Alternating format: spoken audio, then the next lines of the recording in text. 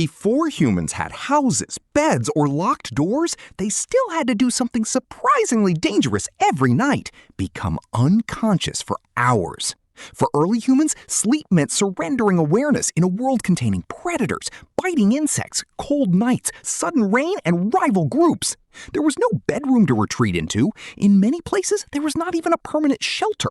Yet our ancestors survived this vulnerability for hundreds of thousands of years.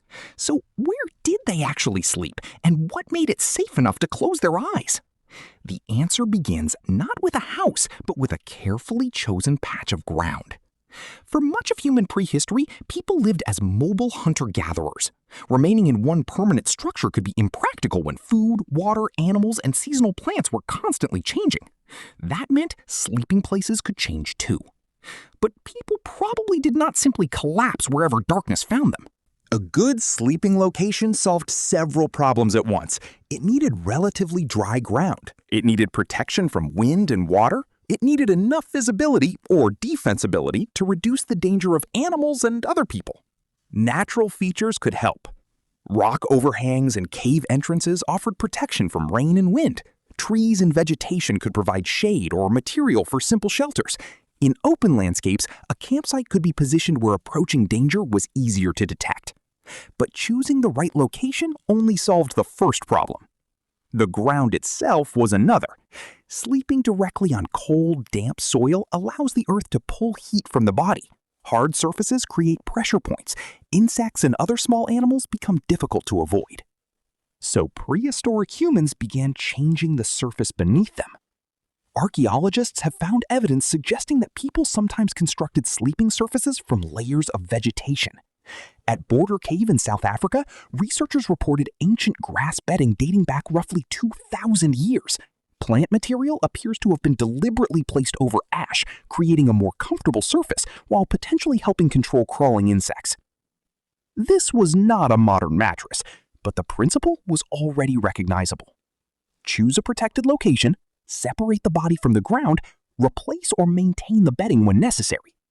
Humans were beginning to manufacture a safer place to sleep. And then, fire changed the campsite completely. Fire was valuable for cooking and warmth, but at night it could serve another purpose: protection. A controlled fire created light in darkness and could discourage some animals from approaching closely. It also allowed humans to remain active after sunset. This mattered because humans were unusually exposed while sleeping on the ground.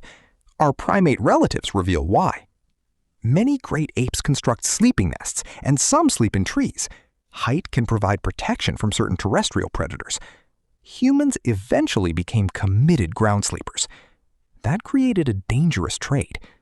The ground allowed groups to gather together, maintain fires, care for children, and sleep without depending on suitable trees. But it also placed sleeping humans in the same environment as large nocturnal predators. Fire helped make that trade possible. But fire alone was not enough. A flame can shrink, fuel burns away, people fall asleep. The more powerful defense was the group surrounding it. Imagine a prehistoric camp after sunset. Children settle near adults. Several people are already sleeping. Someone is still talking or working beside the fire. Another person wakes briefly. Later, someone else moves, feeds the fire, or responds to a sound. The important point is that an entire group does not necessarily behave like one sleeping organism. Research on modern hunter-gatherer communities has provided an intriguing model for how this could work. Because people have different sleep schedules, ages, and tendencies to wake during the night, periods when every person is simultaneously asleep can be surprisingly limited. Older adults may wake earlier, younger people may stay awake later. Individuals briefly awaken throughout the night. Without assigning a formal guard, a camp can gain something resembling continuous awareness. This has been described through the idea of the sentinel hypothesis. Variation in human sleep timing may have helped groups maintain vigilance while most members rested. It does not prove that every prehistoric camp operated this way, but it reveals an important advantage of communal sleep. Safety did not have to depend on one person remaining awake until morning. It could emerge from the overlapping sleep patterns of the entire group. That changes the picture of prehistoric sleep. Our ancestors were not necessarily isolated individuals lying helplessly in darkness. They were sleeping inside a social system. But this created another problem. If everyone slept close together, the sleeping area itself had to remain usable.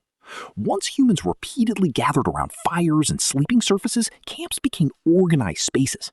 Fire could not simply be placed anywhere. Too close to bedding and sparks became dangerous. Too far away and its warmth and light became less useful. Waste had to be managed. Tools, food, children, sleeping areas, and hearths competed for space. This is one reason ancient campsites can reveal more than the objects people left behind. The position of hearths, stone tools, bones, and vegetation can sometimes show archaeologists how people divided their living space. In other words, architecture may have begun before permanent architecture. A campsite could have structure without walls. There was a place for fire, a place for activity, a place for sleeping. And eventually, people went further. Instead of merely finding shelter, they began building it. The distinction between a shelter and a house is not always clear. Humans could construct windbreaks, huts, tents, and other temporary structures long before settled villages became common. The materials depended on the environment. Branches could create frames, leaves, grasses, hides, or brush could provide covering. In cold regions, people could use whatever materials were locally available to reduce exposure to wind and retain warmth. These structures did not need to survive for generations. They only needed to make tonight safer than the open landscape. That difference is crucial. The first shelters were not necessarily primitive versions of modern houses waiting to become permanent. For mobile people, permanence could actually be a disadvantage. A shelter that took enormous effort to construct was of limited value if the group needed to move when animals migrated or local resources declined. So portability, or simply cheap reconstruction, could be more valuable than durability. Humans had found an effective solution to exposed sleeping. But then they encountered a harder problem: cold. As humans expanded into colder environments, nighttime survival became increasingly demanding. A fire could warm the people facing it, but radiant heat falls rapidly with distance. Wind strips heat from exposed bodies. Damp ground conducts warmth away. Shelter became more important. So did clothing and bedding. Animal hides could insulate the body. Vegetation could separate sleepers from frozen or cold ground. Windbreaks could reduce heat loss. Multiple people sleeping close together could create a warmer microenvironment. The sleeping system was becoming increasingly sophisticated. Not because prehistoric humans were trying to invent a bedroom. They were solving separate problems, one at a time. Cold ground? Add bedding. Wind? Build a barrier. Predators? Maintain fire and group vigilance. Rain? Seek an overhang or construct covering. Extreme cold? Combine fire, insulation, clothing, shelter, and social cooperation.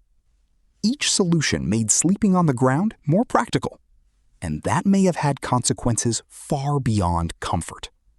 There is a striking difference between humans and many other primates.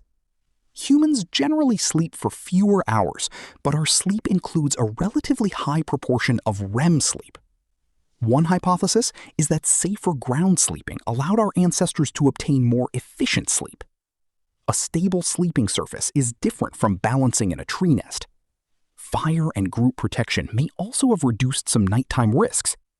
If sleep became deeper or more efficient, humans could spend more of the 24-hour cycle awake. Those extra waking hours could be used socially. Talking, maintaining tools, caring for children, planning, teaching.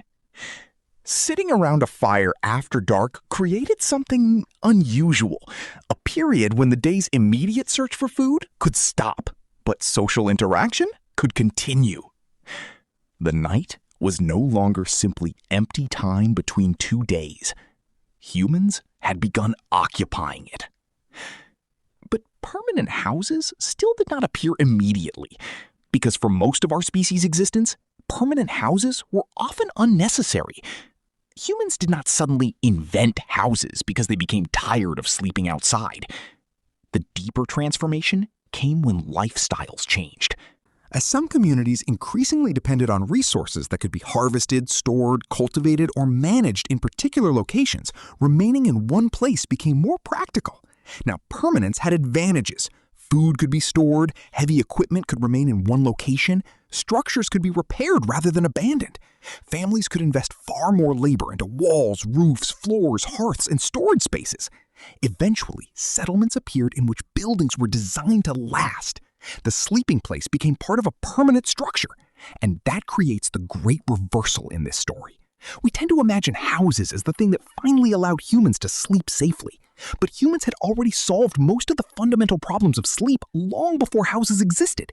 They had bedding before mattresses, hearths before heating systems, temporary shelters before permanent roofs, group vigilance before locks. Organized camps before rooms. The house did not invent safe human sleep. It gathered ancient solutions inside walls. And some of those solutions are still with us every night. We raise ourselves above the ground. We surround ourselves with insulation. We control temperature. We sleep near people we trust.